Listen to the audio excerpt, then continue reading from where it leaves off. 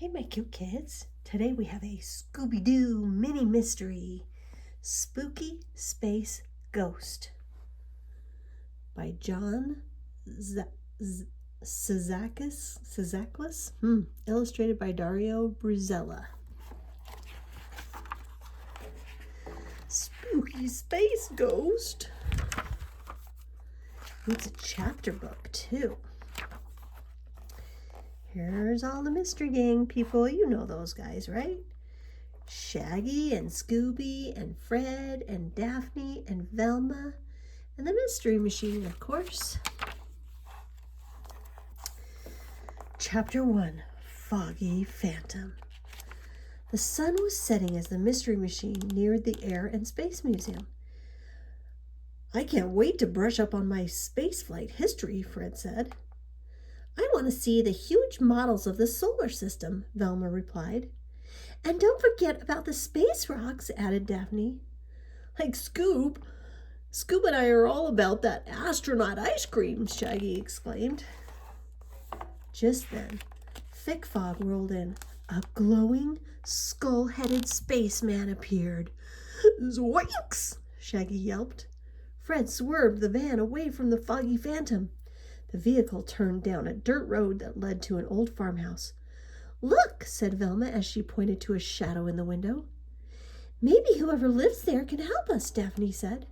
Let's check it out, said Fred. But when the gang piled out of the van, the figure in the window was gone. Like maybe this place is haunted, replied Shaggy. Ruh-roh, Scooby-Doo whimpered. What are you doing here? Asked a gruff voice. It was a grumpy farmer, Henry Bascombe. We're headed for the museum and made a wrong turn, Fred explained. Stay away from this place, warned Mr. Bascombe. It's haunted by the spooky space kook. Jinkies, Velma exclaimed. That's what we saw in the fog. That's right, barked Scooby-Doo. We're Mystery Inc. We solved the case of this spook from outer space in no time, Fred said. It was night when the Mystery Machine arrived at the Air and Space Museum. The director, Dr. Scoofalos, greeted the gang. I'm so happy to have visitors, she said. Whoops, I'm so happy to have visitors, she said. That ghost is bad for business. We'd like to ask you some questions about it, said Velma. Let's walk around and talk. I can show you around, replied the director. This is the Apollo 10. It was used for a test run before the first moon landing, Dr. Scoofalos said. Groovy, Fred exclaimed. And this is what astronauts wear in space, the director said. Looks like you lost one, Doc, Shaggy pointed out. Uh-oh, look, there's two. One's missing. Jinkies, Velma said. That was what the spooky space kook was wearing. Suddenly, the lights went out. A glowing ghost appeared and let out a high-pitched laugh. Zoinks! Shaggy screamed. It's the spooky space kook! Velma tripped and lost her glasses. Daphne grabbed her flashlight, shined it around, and found them. They were right next to glowing footprints. Follow those footprints, Fred yelled. The footprints went to a broken fuse box. Velma fixed the fuse box and turned on the lights. Just then there was a loud scream. Ah! Jeepers, Daphne cried. That was Shaggy. Shaggy and Scooby-Doo ran for their lives. The spooky space kook was right behind them. Like this close encounter is too close for comfort, Shaggy yelled. Rah-rah, Scooby agreed.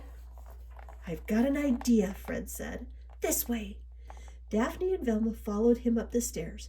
They watched Scooby and Shaggy run into a room with large models of the solar system. The spooky space kook was still chasing them. Daphne crawled across the catwalk to the moon model. She used a pocket knife to unscrew the bolts holding the big rock. Ready, Daphne called.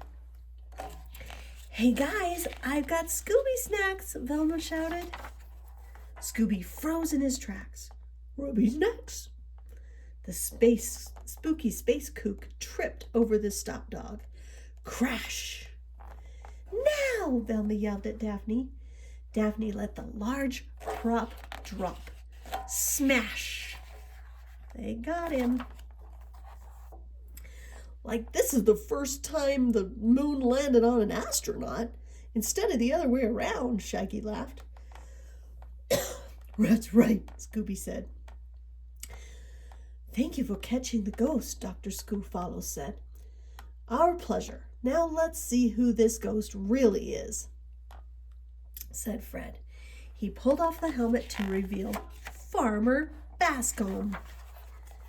By scaring away the visitors, the museum would be forced to close, the villain growled. Then the land would have been mine if it weren't for you meddling kids. The police took Mr. Bascom away.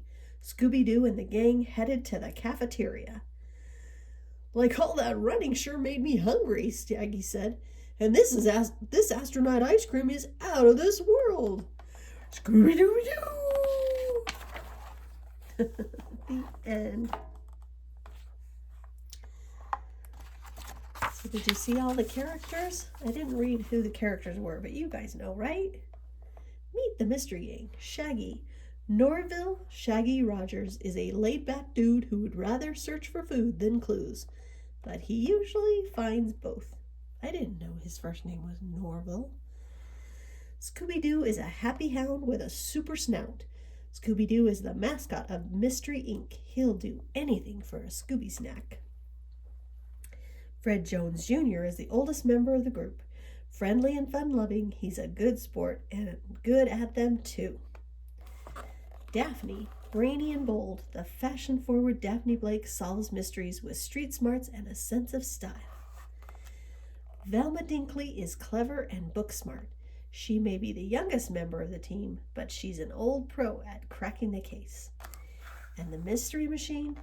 Not only is this van the gang's main way of getting around, but it is stocked with all the equipment needed for every adventure. Well, I hope you liked that adventure. We caught the spooky space kook. I love you. Good night.